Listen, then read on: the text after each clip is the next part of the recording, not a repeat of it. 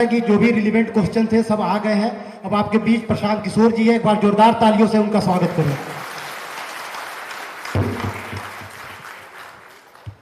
नमस्कार, आप सबका धन्यवाद कि आप लोग समय निकाल कर यहाँ आए हैं। प्रबुद्धों की इस बैठक में जितने सवाल अभी आपने किए, ये सुनकर मुझे एकदम उसी चीज का आंसर देने की जरूरत नहीं कि बिहार की ये दुर्दशा क्यों है। अपने आप को प्रबुद्ध बताने वाले लोग जो इधर भी बैठे हैं, इधर भी बैठे हैं, हम भी यही उसी में शामिल हैं। आपने अभी तक एक भी ऐसा सवाल नहीं पूछा है जिसका पिछले 2 बरस में गांव-गांव घूमकर हमने उत्तर नहीं दिया। तो आप जैसे किसी ने कहा कि बिहार की ये दुर्दशा क्यों है, इसको कैसे ठीक कीजिएगा, विजन आपका क्या है? तो बिहार की दुर्दशा इसलिए है, अक्सर प्रबुद्धों की बैठक में हम इसी चीज से शुरू करते हैं कि आप जैसे हम जैसे लोगों के लिए ग्रीस के बहुत बड़े दार्शनिक प्लेटो ने आज से सैकड़ों साल पहले एक बहुत अच्छी बात बताई, if you do not participate in democracy be ready to be ruled by your inferiors. अगर आप राजनीति में भागीदार नहीं बनते हैं तो इस बात के लिए तैयार रहिए कि कोई मूर्ख आदमी राजा बनकर आप पर शासन करेगा। राजनीति में भागीदारी का मतलब ये नहीं है कि हर आदमी राजनीति में जाकर ज्वाइन कर ले और चुनाव लड़े, लेकिन अपने इर्द गिर्द होने वाली सामाजिक राजनीतिक घटनाओं के प्रति आप इतने अनभिज्ञ हैं कि आपको ये भी नहीं जानकारी है कि यहाँ पर क्या हो रहा है। और शहरों के प्रबुद्धों की तो हालत यह है कि यहाँ बैठे हुए 80% लोग वोट भी देने नहीं जाते।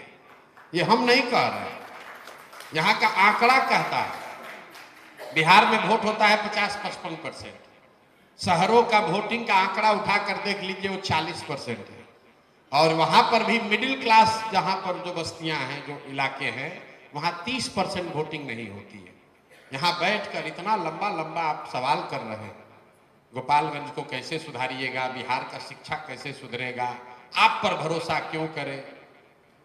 भाई साहब ने कहा आप पर भरोसा क्यों करें, यहीं से शुरू करते हैं।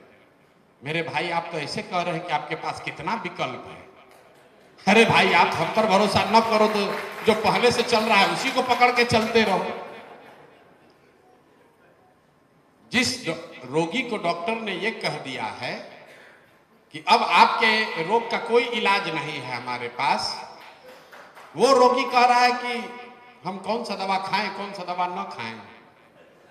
मेरे भाई आपके पास तो जितनी दवा है 35-40 बरस में सब खा के आप देख लिए। आपने कांग्रेस को देख लिया, आपने लालू जी का सामाजिक न्याय देख लिया, पढ़े लिखे नीतीश कुमार की सरकार देख ली, मोदी जी का करिश्मा भी देख लिया। आपकी दशा नहीं सुधरी।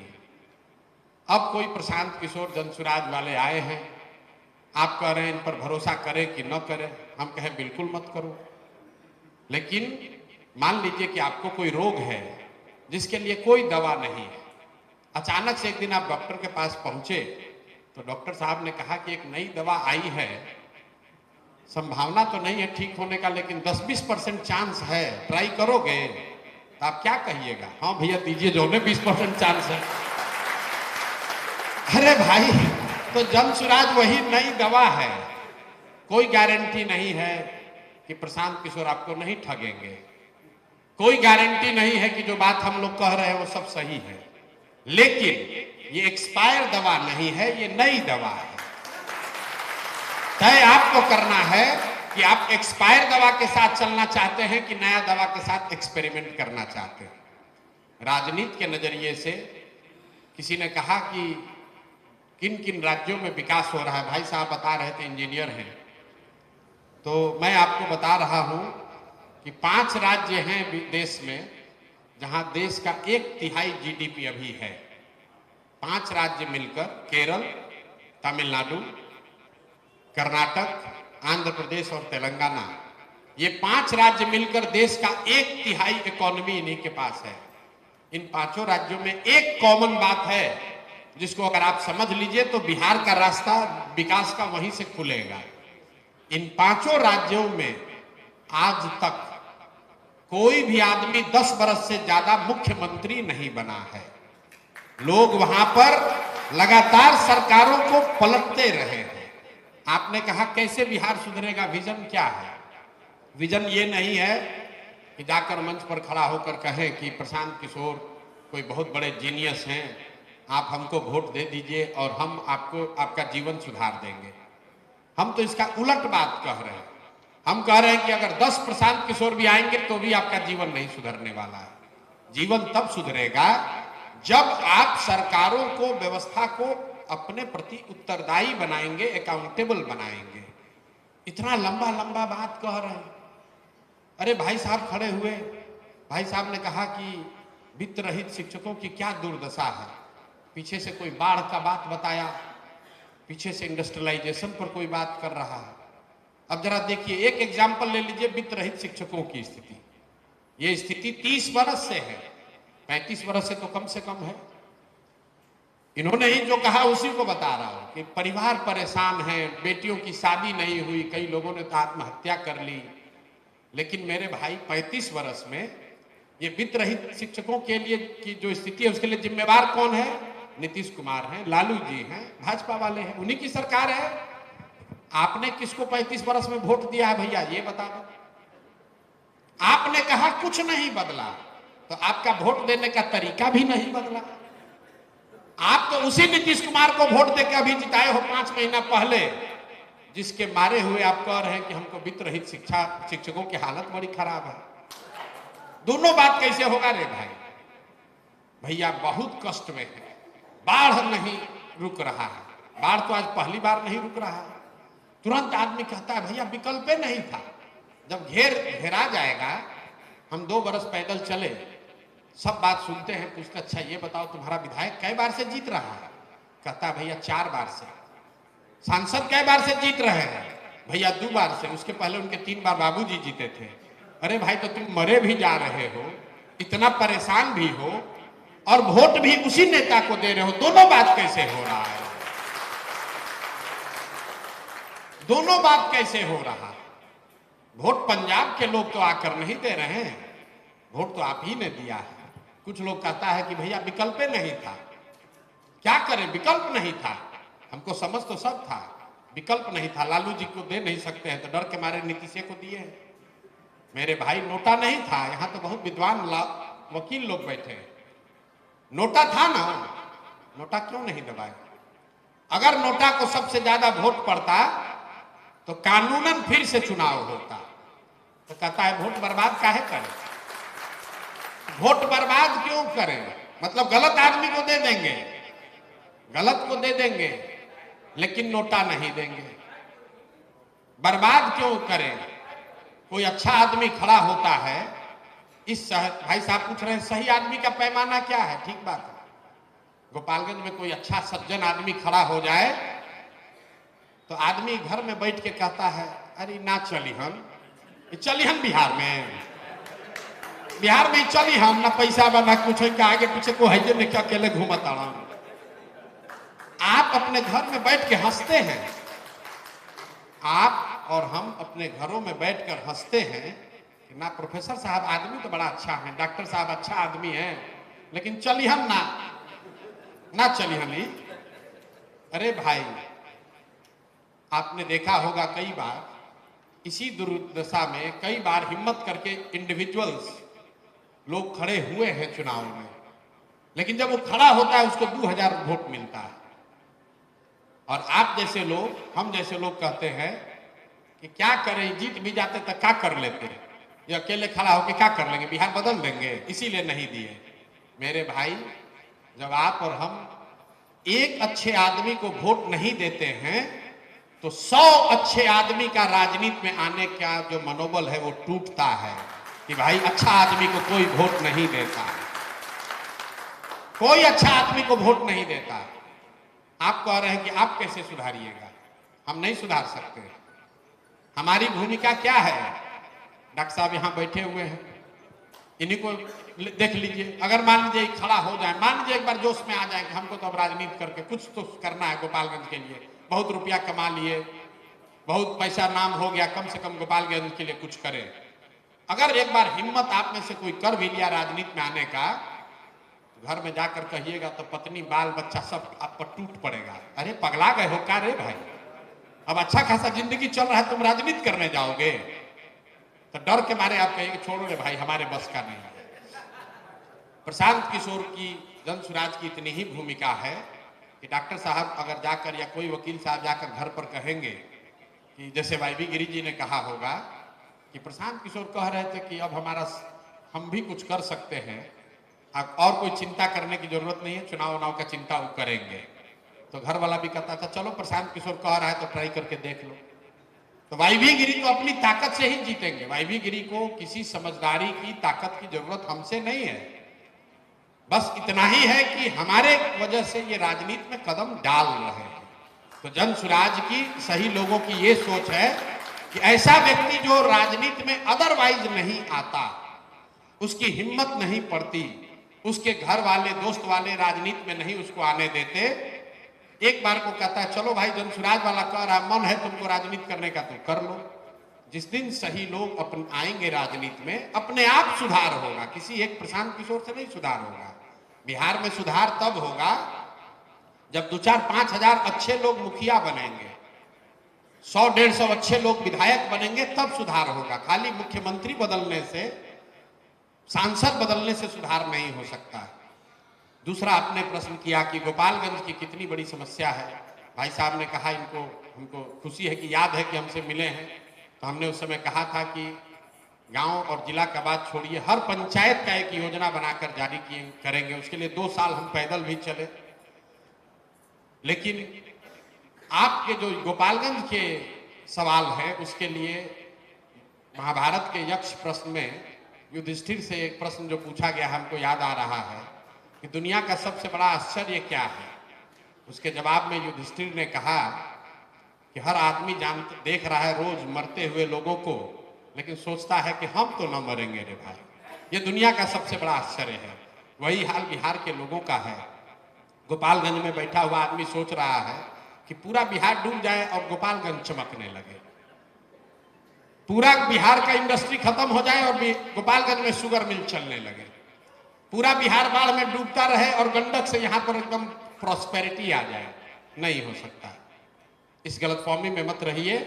अगर जहाज डूबेगा तो उसमें बैठा हुआ हर आदमी डूबेगा, चाहे आप गोपालगंज में बैठे हैं कि अररिया में बैठे हैं। अगर स्थिति गोपालगंज में खराब होती तो निश्चित तौर पर गोपालगंज की चर्चा होनी चाहिए। लेकिन हम तो देख रहे हैं कि सिवान का भी वही दशा है, छपरा भी उसी नाव में चल रहा है, अररिया भागलपुर भी आपसे बेहतर नहीं है। पूरे बिहार ही का यही दुर्दशा है। तो do not miss the jungle for the wood. Gopalganj की समस्या है, निश्चित तौर पर उसका सुधार होना चाहिए। हम तो 2.5 साल से हर एक पंचायत का अलग अलग समस्या निकाल कर लाए, हर एक पंचायत के लिए एक योजना बना रहे हैं। लेकिन इस तरह की जो सभा है, इसमें आप पंचायत वाइज 200 पंचायत का तो समस्या की बात नहीं कर सकते हैं। बिहार की जो मूलभूत 4-5 समस्या है जिसका आपको संज्ञान लेना चाहिए। एक तो जितनी बात आप कह रहे हैं, वोट के दिन ये याद रखिए, वोट के दिन याद रखिएगा। भाई साहब ने कहा 4 सवाल में कि जाति की बड़ी समस्या है। यहां के बहुत लोगों को लगता है कि प्रशांत जी जाति अगर सुधार दीजिए तब बिहार सुधरेगा। ये बहुत बड़ा आपका भ्रम है कि बिहार में बैठा हुआ हर आदमी जाति पर ही वोट देता है। बिहार में अभी अभी वोट हुआ है 5 महीना पहले लोकसभा का। आप लोगों ने अभी वोट देकर एक सांसद महोदय को जिताया है, बल्कि रिपीट किया है। आप जरा हमको बता दीजिए कि उस सांसद के जाति के कितने लोग यहां पर बैठे हुए हैं? इक्का दुक्का लोग होगा। आप कहिएगा नहीं हम सांसद को थोड़े दिए हैं, हम तो मोदी जी को दिए हैं। तो यही बता दीजिए कि मोदी जी के जाति के कितने लोग यहां बैठे हुए हैं? वो भी नहीं होगा। फिर कोई कहेगा नहीं हम तो एनडीए के समीकरण को दिए हैं। तो भाई एनडीए के समीकरण वाले कितने जाति के लोग बैठे हैं ये बता दीजिए हम। आप तो सब पढ़े लिखे लोग हैं। आप कह रहे हैं कि हर आदमी जाते पर वोट दे रहा है। अगर हर आदमी जाते पर वोट दे रहा है तो मुसलमान किस लिए लालू यादव को वोट दिए जा रहा है? पीछे से खड़े होकर मुस्लिम साथी ने पूछा कि मुसलमानों का तो बड़ा इस्तेमाल करके लोग फेंक देते हैं। अरे भाई, आपका तो कोई इस्तेमाल करिए नहीं रहा, आप तो खुद इस्तेमाल हुए जा रहे हैं 30 वर्ष से। किसने आपका इस्तेमाल किया है? आपसे तो कोई वोटों मांगने नहीं आ रहा है। आपका तो इतना दुर्दशा है कि आपसे तो कोई वोट मांगने भी नहीं आ रहा है। भाई, बिहार में मुसलमानों की जो दुर्दशा है वो तो ऐसी है कि आपसे कोई वोट मांगने भी नहीं आ रहा है। आप खुद ठेका उठा लिए हैं कि जो मोदी को हराएगा उसको हम अपने जाके वोट देंगे, चाहे कुछ भी हो जाए। आप कह रहे हैं कि हमारा इस्तेमाल हो गया, आप तो नहीं कीजिएगा। अरे भाई, कम से कम इतना सलाहियत तो पैदा कीजिए कि आपका कोई इस्तेमाल कर सके। आप तो खुद ही बिके जा रहे हैं। फ्री का जो माल है उसके लिए किसी को पैसा देने की क्या जरूरत है? मुसलमानों ने अपने वोट को फ्री का माल बना दिया, बुरा नहीं मानिएगा, फ्री का माल बना दिया। इन्होंने कहा वक्त पर आपका क्या नजरिया है?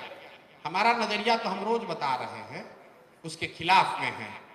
लेकिन आप ही के जरिए, इस मंच के जरिए उन मुसलमान भाइयों से जरा पूछना चाहते हैं जो आज नीतीश कुमार के साथ पार्टी में बैठे हुए हैं, इस चक्कर में कि मदरसा में कुछ डोनेशन आ जाए, इस चक्कर में कि हज के कमेटी में हमारा नाम शामिल हो जाए। आप चाहते हैं कि आपकी लड़ाई, वक्त की लड़ाई, कोई दूसरा लड़े और आप खुद उसके लिए आवाज नहीं उठाना चाहते। नीतीश कुमार एकमात्र ऐसे पॉलिटिशियन हैं, एकमात्र ऐसा दल है कि अगर आज वो चाह जाए आदमी तो वक्त का कानून रुक जाएगा। मोदी जी चाहे ना चाहे उससे फर्क नहीं है। हम क्या चाहते हैं, राहुल गांधी क्या चाहते हैं, तेजस्वी यादव, ममता बनर्जी क्या चाहते हैं, उसका कोई असर नहीं है। 12 सांसद नीतीश कुमार का अगर वोट न दे तो वक्त पर कानून नहीं बनेगा। आप पूछते हैं कि क्या रास्ता है? रास्ता अभी आपको ओपनली बता देते हैं। नीतीश कुमार की पार्टी में जितने मुस्लिम नेता हैं, छोटे बड़े, एक बार जरा वो कहें तो कि नीतीश बाबू आप वक्त के पक्ष में वोट दोगे तो पार्टी से इस्तीफा दे देंगे। किसी ने नहीं कहा। किसी को एमएलसी बनना है, किसी को वजीफा लेना है, किसी को डोनेशन लेना है। सब आदमी सोच रहा है कि हम लूट के अपना घर भर लें और बाकी सब ईमानदार हो जाए। क्यों हम वक्त के लिए बोलेंगे भाई? और हमारे बोलने से फायदा क्या होगा?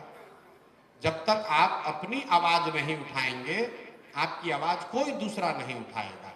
आप वित्त रहित शिक्षक हैं, आप मोदी का झंडा लेकर घूम रहे हैं, आप नीतीश को वोट दे रहे हैं, 30 वर्ष से आपके बच्चों को पैसा नहीं मिल रहा है, फिर भी आप 1 मिनट भी नहीं सोचते हैं, जाकर उसी को वोट देते हैं और दूसरे से अपेक्षा करते हैं कि वित्त रहित शिक्षा पर अपना नियम, अपना विजन बताइए। काहे बताएं?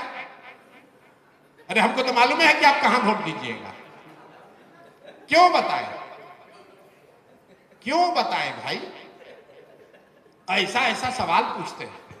अरे भाई, शिक्षा कैसे सुधारिएगा? जैसे लग रहा है कि कितना शिक्षा पर वोट दिए हैं आप। 5000 गांव में जितने जगह मैं भाषण की शुरुआत करता हूं, पहला सवाल ही आज तक मैं यही करता हूं, आज भी आपके यहां भी करके आ रहे हैं भोरे में, कि भाई ये बताओ कि और कुछ हो या न हो, आपके गांव पंचायत में आपके बच्चों के लिए, दूसरों के लिए नहीं, आपके बच्चों के लिए पढ़ाई रोजगार का व्यवस्था होना चाहिए कि नहीं? सब आदमी ऐसे हाथ उठाता है जोर से। एकदम होना चाहिए भैया, पढ़ाई रोजगार काहे नहीं होना चाहिए? उसको नहीं मालूम है कि दूसरा सवाल क्या आ रहा है। तो हम पूछते हैं फिर उसको, अच्छा चलो भैया सब लोग अपना अपना बच्चा का चेहरा याद करो।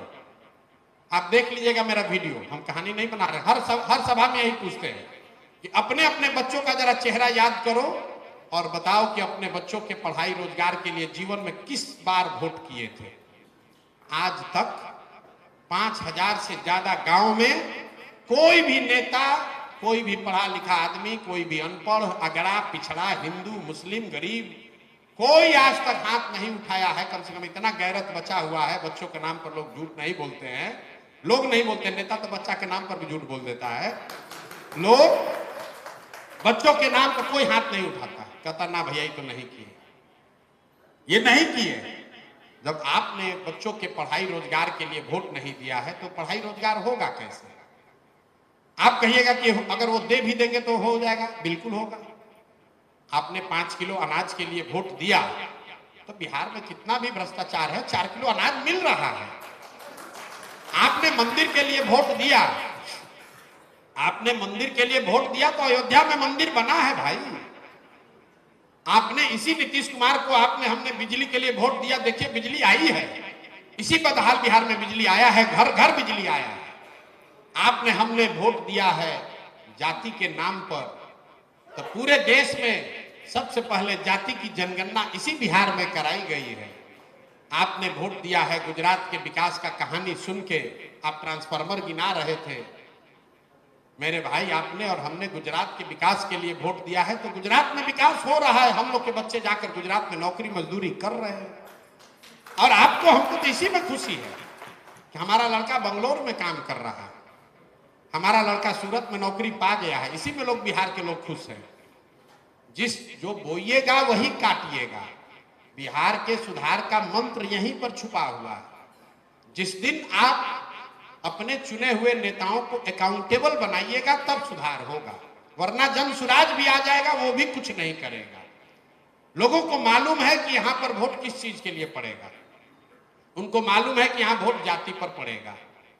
तो लोग क्या जोड़ता है, दैनिक जागरण हिंदुस्तान में क्या लिखता है, गोपालगंज में 60,000 मुसलमान है, 35,000 ब्राह्मण है, इतना दलित है, इतना अति पिछड़ा है, उसी की गणना होती है। कहीं आप दैनिक जागरण में हिंदुस्तान में देखिए, लिखा है गोपालगंज में 5 वर्ष में कितना स्कूल बना, कितना सड़क बना, कितना नाला ठीक हुआ।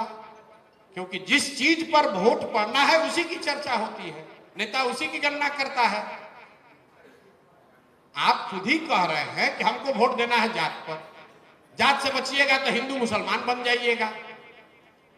कितना लोग हमको कहा भैया गोपालगंज में मुसलमान खड़ा होता, हम पूछते कैसे हारता है, कहता भैया हिंदू मुसलमान हो जाता है।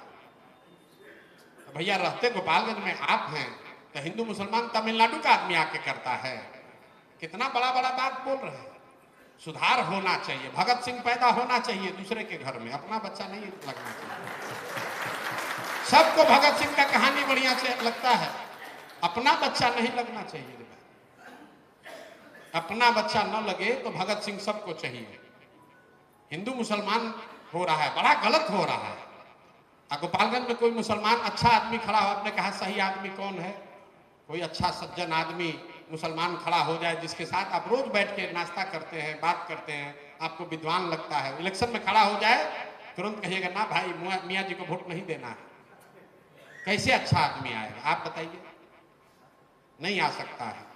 जब तक आप और हम नहीं सुधरेंगे तब तक बिहार नहीं सुधर सकता है। हम गांव में जाते हैं, लोग कहता है बड़ा भ्रष्टाचार है, 2 बरस से सुन रहे हैं, बड़ा भ्रष्टाचार है। जमीन के सर्वे में भ्रष्टाचार है, दाखिल खारिज में भ्रष्टाचार है, कोई प्रमाण पत्र बनाना है उसमें पैसा लगना है। जो गांव में जाइए लोग कह रहे भैया मुखिया बहुत चोर है, अरे नाली में देखिए कितना घोटाला किया है, इंदिरा आवास में 20,000 रुपया घूस मांग रहा है। जब सब सुनते हैं पूछते अच्छा ये बताओ 3 बरस पहले मुखिया का चुनाव हुआ तब 500-500 रुपया लेके वोट बेचे आप, मुर्गा भात खाकर जात के नाम पर वोट दिए आप, 2-2 गो पाउच के पर वोट का सौदा किए आप, तो आपका मुखिया विधायक चोर नहीं होगा तो हरिश्चंद्र होगा। अरे भाई बिहार के आदमी का तो इतना दुर्दशा, उसको अपना वोट बेचने भी नहीं आ रहा है। 500 में अपना 5 वर्ष का जीवन बेच रहा है। बताइए मुर्गा भात खा के वोट पड़ रहा है कि नहीं पड़ रहा है? काहे लंबा लंबा फेंक रहे हैं? ए भैया सुधार होना चाहिए। साहब को गंडक सुधारना है, किसी को गंगा को सुधारना है। अरे भाई जिस दिन वोट देने का तरीका सुधारोगे तब कुछ सुधरेगा। गंडक तब सुधरेगी जब वोट गंडक के सुधार के लिए दीजिएगा।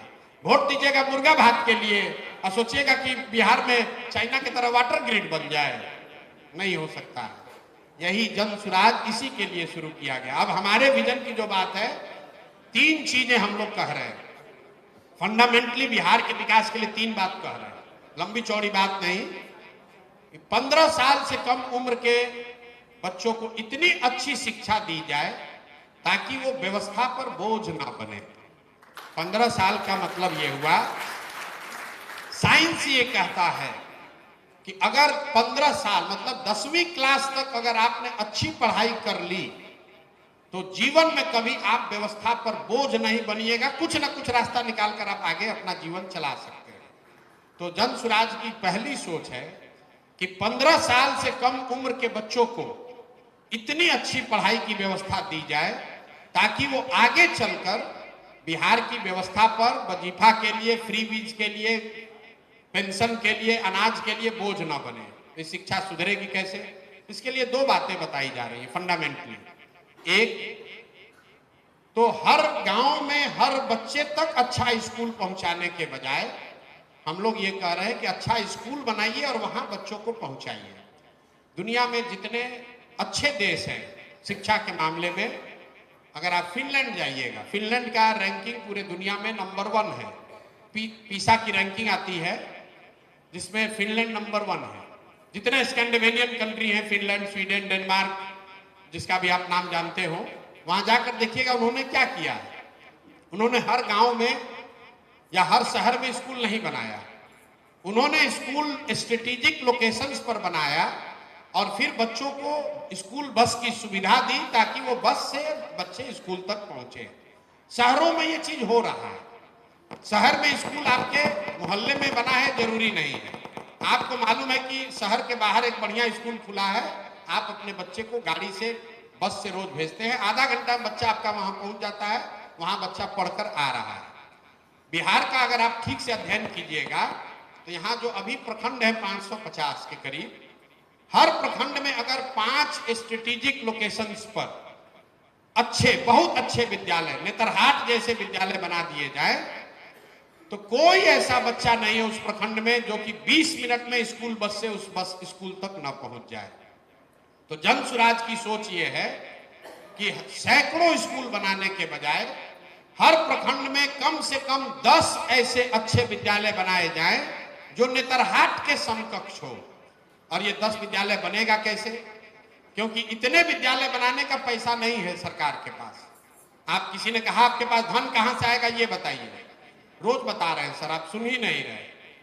अगर हर प्रखंड में एक विद्यालय बनाना हो जो कि नेतरहाट के जैसा हो, नेतरहाट एक एग्जाम्पल के तौर पर बता रहे हैं क्योंकि वो भी सरकारी विद्यालय है, और एक नेतरहाट से 1500 से ज्यादा IAS IPS बने हैं और ज्यादातर नेतरहाट में पढ़ने वाले बच्चे निम्न या मध्यम वर्गीय परिवार के बच्चे रहे। एक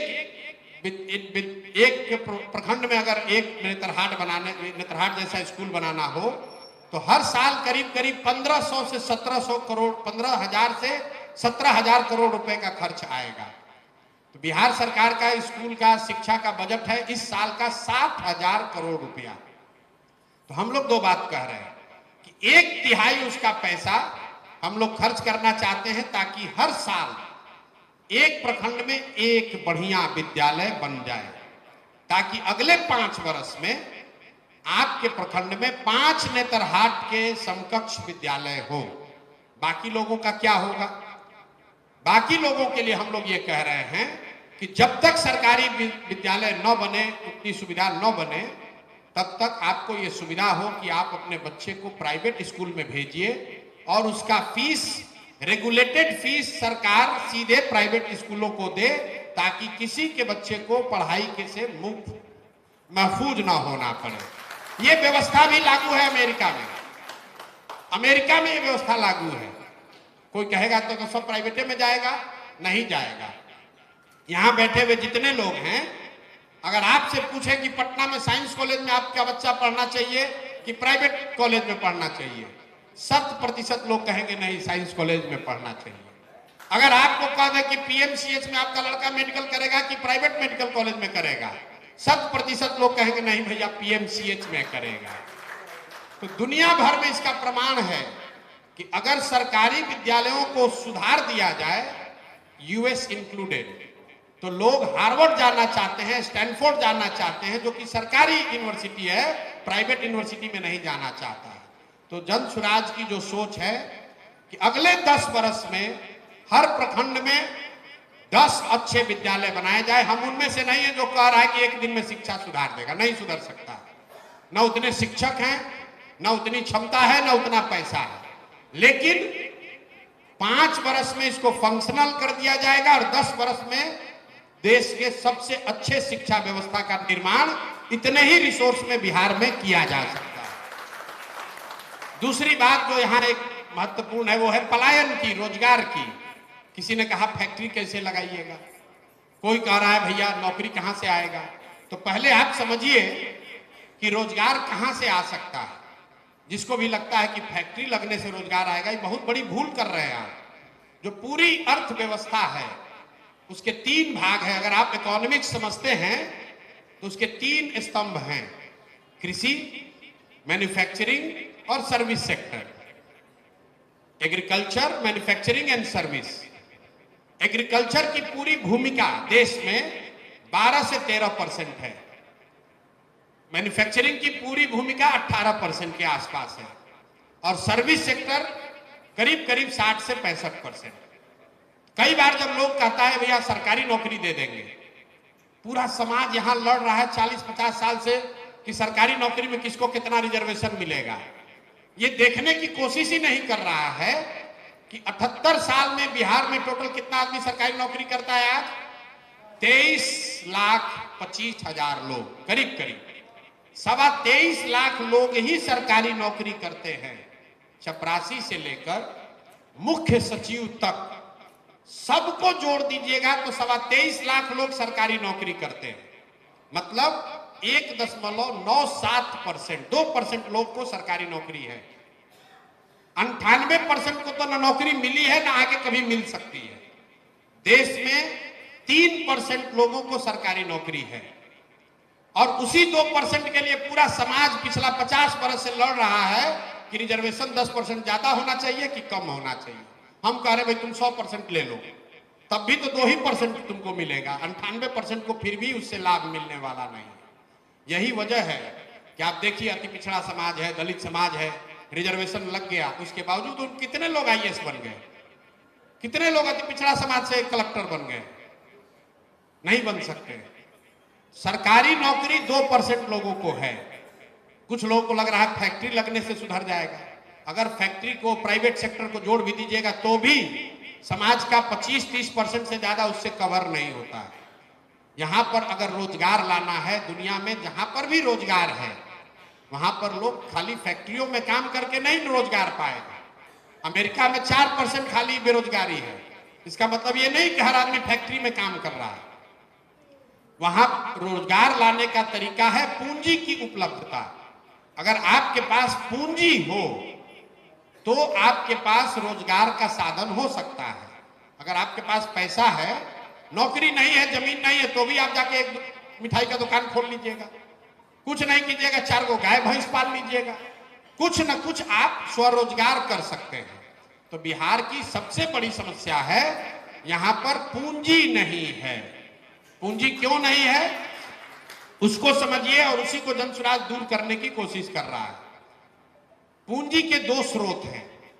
पहला स्रोत है पूंजी का जो आप कमाते हैं, कमाने के बाद, खर्च के बाद जो बच गया वो आपकी पूंजी हुई। दूसरा पूंजी का स्रोत है बैंक, जिसको आप कहते हैं अंग्रेजी में बोरोड कैपिटल। मान लीजिए कि आप 1 लाख रुपया कमाते हैं, 60,000 रुपया खर्च हो गया, 40,000 रुपया बच गया है, आपको घर बनाने का मन हुआ, गाड़ी खरीदना चाहते हैं, तो 40,000 रुपया आपका कैपिटल है और 2 लाख रुपया बैंक से लेकर गाड़ी खरीदते हैं। तो बिहार में प्रति व्यक्ति आय जो है वो है करीब करीब 35,000 रुपया सालाना। पटना और बेगूसराय को अगर हटा दीजिएगा तो यहां प्रति व्यक्ति आय है 25,000 रुपया सालाना। 25,000 रुपया का मतलब यह है कि यहां रहने वाले 100 में 80 आदमी, इसको याद रखिए, 100 में 80 आदमी दिन में 100 रुपया भी नहीं कमाता है।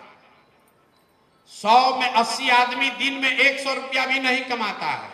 कुछ आदमी कह गए ऐसे ही बता रहे थे यहां तो मजदूरी 300 है, नहीं है। अगर मजदूरी 300 रुपए है तो उस घर में उसके बीवी बाल बच्चे मिलकर 5 लोग हैं, प्रति व्यक्ति 60 रुपया ही हुआ। उसको भी 30 दिन मजदूरी नहीं मिली, मजदूरी 15 दिन मिला तो उसको प्रति व्यक्ति 30 ही रुपए हुआ। तो यहां पर इतना जो 80% लोग जो हैं वो सब जी रहे हैं, सर्वाइवल है उनका, सिर्फ इतना ही कमा रहे हैं कि पेट भर जाए। पूंजी आएगा कहां से? दूसरी जो समस्या है, यहां बैंकों से क्रेडिट नहीं अवेलेबल है, कैपिटल अवेलेबल नहीं है। ये हमारा अपना सब्जेक्टिव आकलन नहीं है।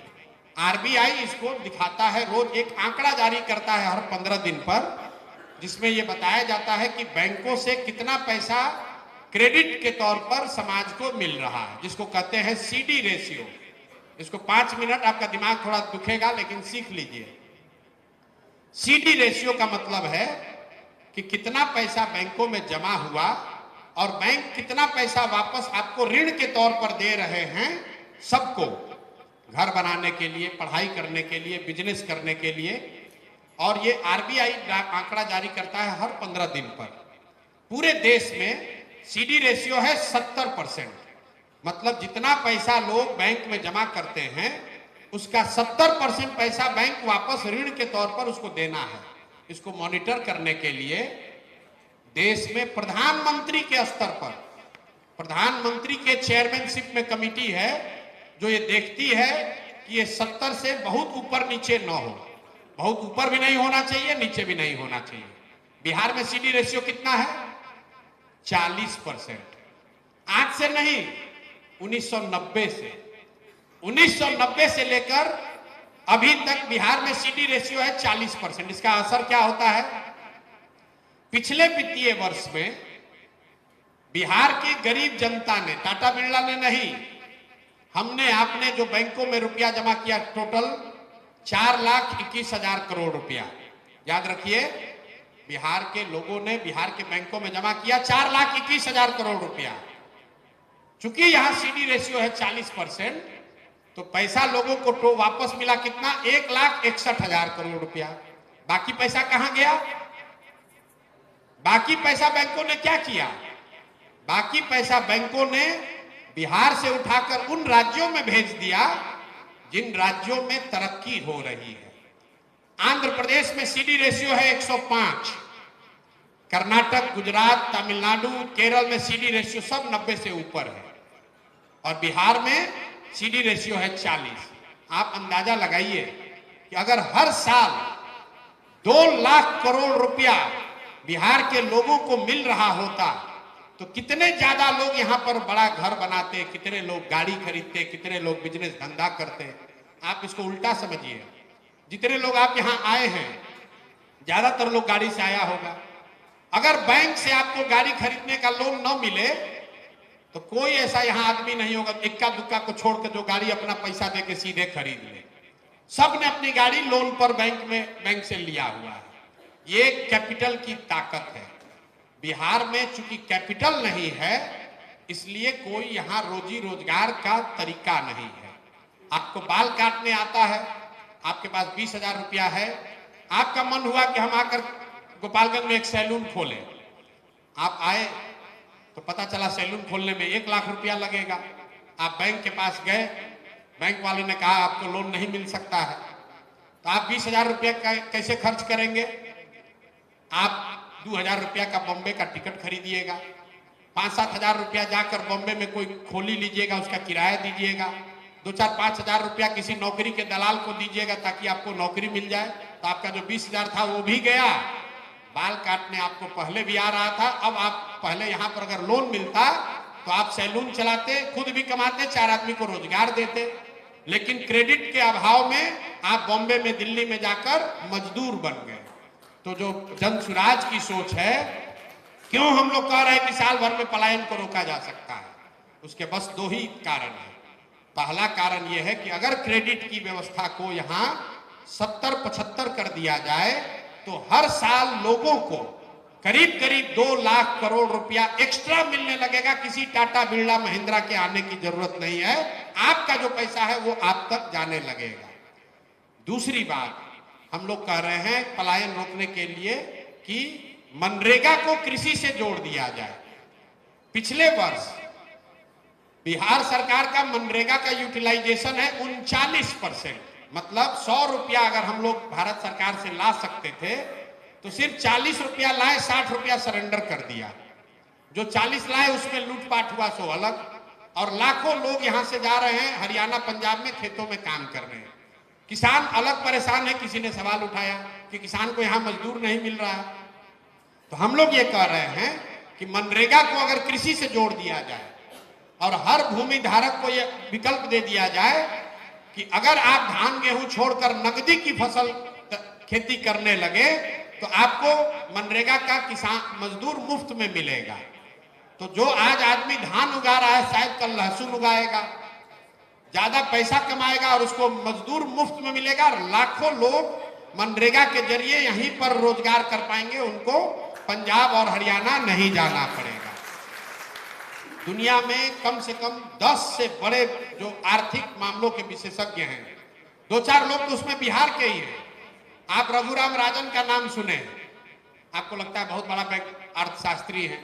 आपने प्राची मिश्रा का नाम नहीं सुना होगा।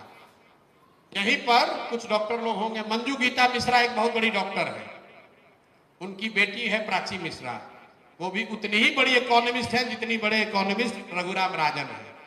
बहुत सारे बिहार के बहुत प्रकांड लोग जो जन सुराज में जुड़े हुए हैं और सब लोग मिलकर जो ये योजना बना रहे हैं, हम उसको सिर्फ आपके सामने रख रहे हैं कि बिल्कुल संभव है कि साल भर के अंदर अगर कैपिटल को रेगुलराइज कर दिया जाए तो बहुत बड़े स्तर पर स्वरोजगार पैदा होगा, लोग अपने पैर पर खड़े होंगे और उसी से पलायन रोका जा सकता है।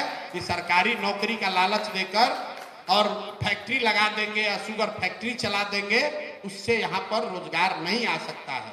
शुगर फैक्ट्री आज न बंद हुआ है, आजादी के समय यहाँ पर 33 से ज्यादा शुगर फैक्ट्री चल रहा था, तब भी बिहार देश का सबसे गरीब राज्य में था। 39 बता रहे साहब। इतने शुगर फैक्ट्री से सबको रोजगार नहीं मिलता। शुगर फैक्ट्री लगनी चाहिए, फैक्ट्री लगे वो ठीक बात है, लेकिन जब तक अर्थव्यवस्था के तीनों स्तंभों को मजबूत नहीं किया जाएगा, जब तक कृषि, मैन्युफैक्चरिंग और सर्विस सेक्टर तीनों में इन्वेस्टमेंट नहीं होगा, तीनों के लिए प्लान नहीं होगा, तब तक सिर्फ एक तरफा बात करने से कि खेती से सुधर जाएगा। 1901 में 52% अमेरिका में लोग खेती करते थे, 2024 में सिर्फ 2% लोग अमेरिका में खेती करते हैं और खेती का प्रोडक्शन करीब करीब 1700 गुना बढ़ा हुआ है। 1700 गुना ज्यादा पैदा हो रहा है। पहले 54% लोग खेती करते थे, अब 2% लोग खेती करते हैं। तो आप जरूरत यहां इस बात की है कि लोगों को शिक्षित किया जाए। जो यंग लड़का है जो फिर से पढ़ नहीं सकता है, उसको पूंजी दिया जाए ताकि वो रोजगार कर सके, और फ्री भी सिर्फ और सिर्फ बुजुर्गों के लिए रखा जाए। इसलिए जन सुराज ने कहा है, बच्चों के लिए पढ़ाई, युवाओं के लिए पूंजी, और जो 60 वर्ष से ज्यादा उम्र का है, जो ना पढ़ सकता है ना रोजगार कर सकता है, उसको सम्मानजनक जिंदगी जीने के लिए कम से कम 2000 रुपया महीना का खर्च दिया जाए। और जो कह रहे हैं उसको जोड़कर कह रहे हैं, ऐसा नहीं कि हमने कह दिया कि इनको देंगे आप पैसा जोड़ा नहीं, कह रहे पैसा कहां से आएगा। मेरे भाई, बिहार सरकार का बजट है 3 लाख करोड़ रुपया, और अगर 60 वर्ष से ज्यादा उम्र के लोगों को 400 के बजाय 2000 रुपया दिया जाए तो करीब करीब 12,000 करोड़ रुपया एक्स्ट्रा खर्च आएगा। इसके मुकाबले आप देखिए, हम लोग के विद्वान आरजेडी के नेता, हम 9वीं फेल कहते हैं तो लोग कहता है हम बड़ा अपमान कर रहे हैं, तो उनको हम अब विद्वान ही कहते हैं। उन्होंने कहा कि हम सब महिला को 2500 रुपया दे देंगे।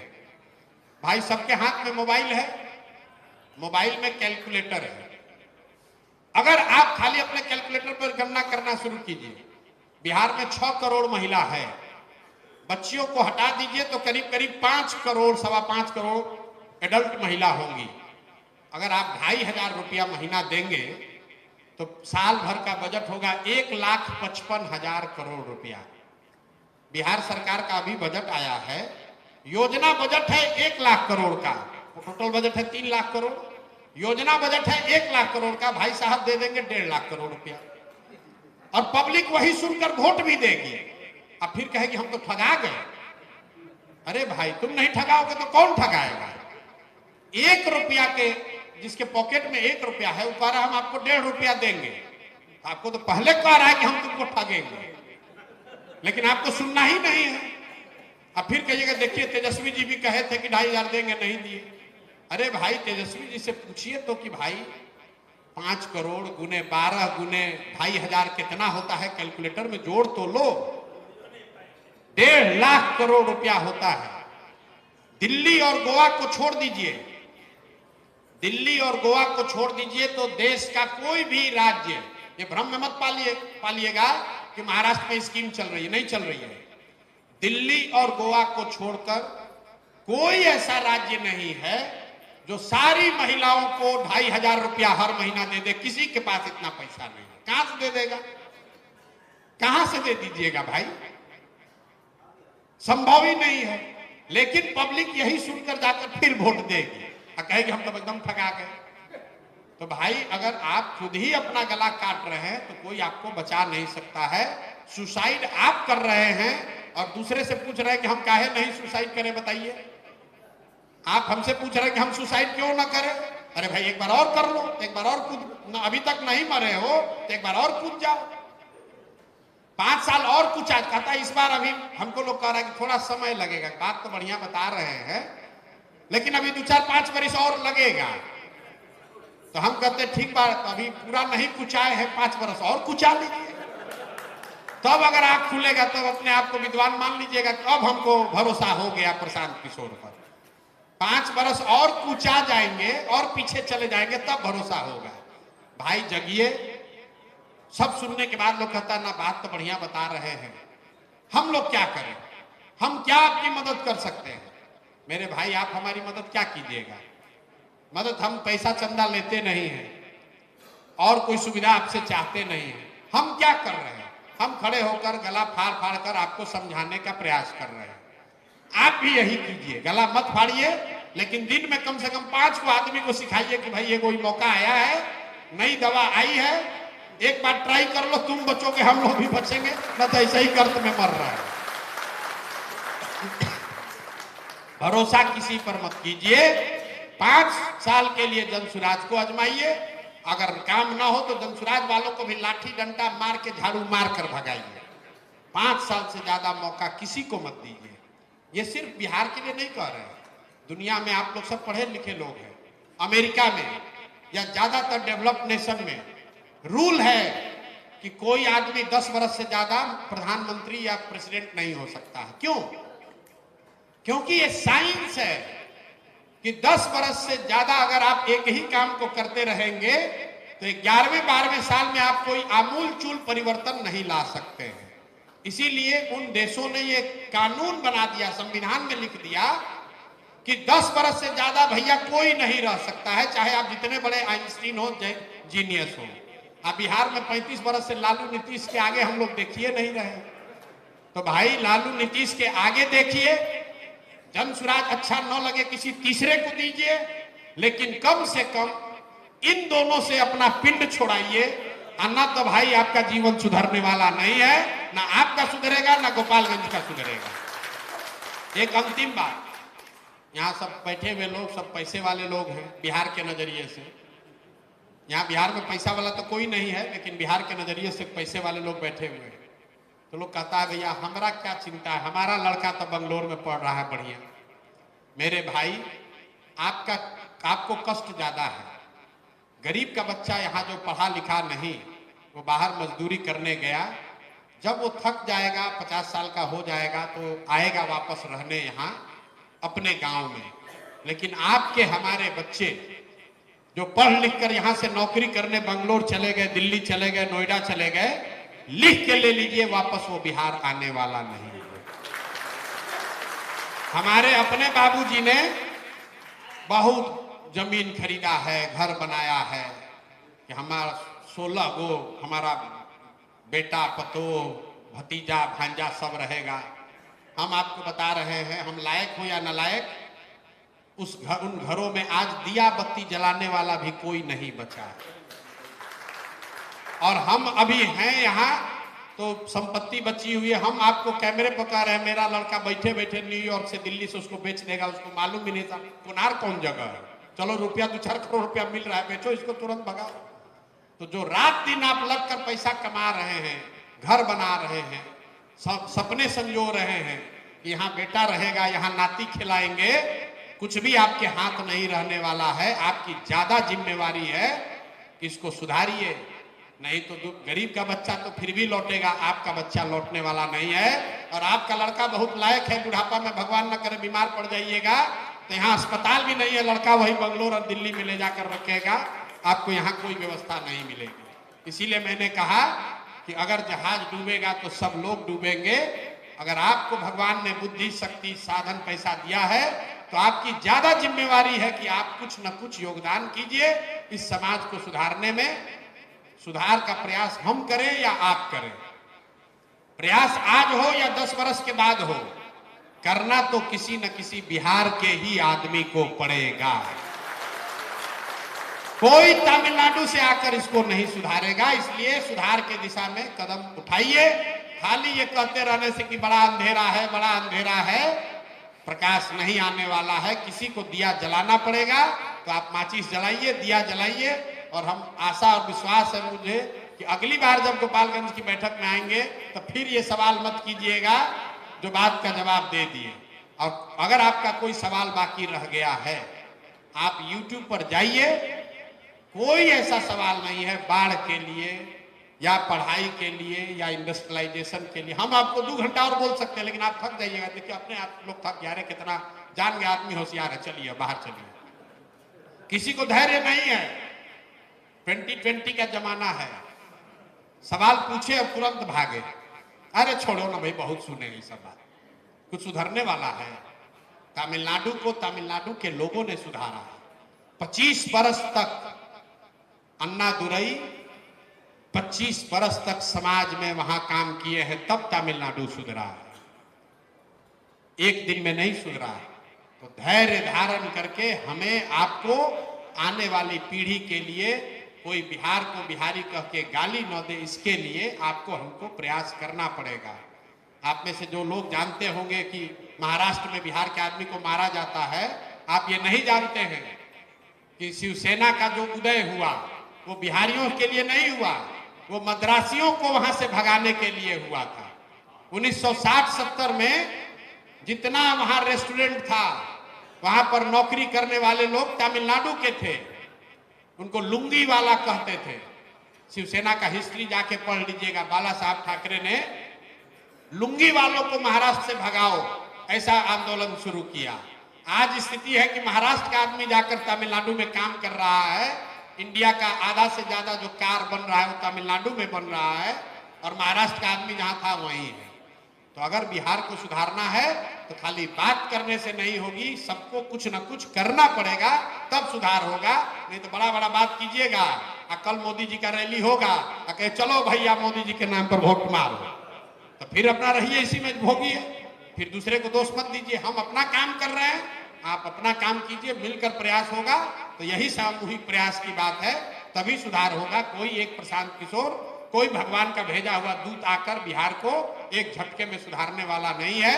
सुधार और सृजन ये सतत प्रक्रिया है, एक झटके में नहीं हो सकता है। इसके लिए 10 साल 20 साल समाज को कमिट करना होगा, समाज को खड़ा होना होगा, तभी सुधार होगा। इन्हीं बातों के साथ अपनी बात खत्म कर रहे हैं। बहुत बहुत धन्यवाद।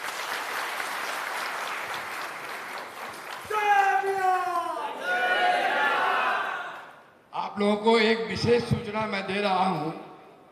श्री धीरेन्द्र कुमार मिश्र जी जो हमारे बार के यहाँ अध्यक्ष हैं, और श्री मनोज कुमार मिश्र जी जो महासचिव हैं, इन लोगों ने जन सुराज परिवार का सदस्यता ग्रहण कर लिया है। ये बधाई के पात्र हैं, इनके नाम पर ताली बजाइए।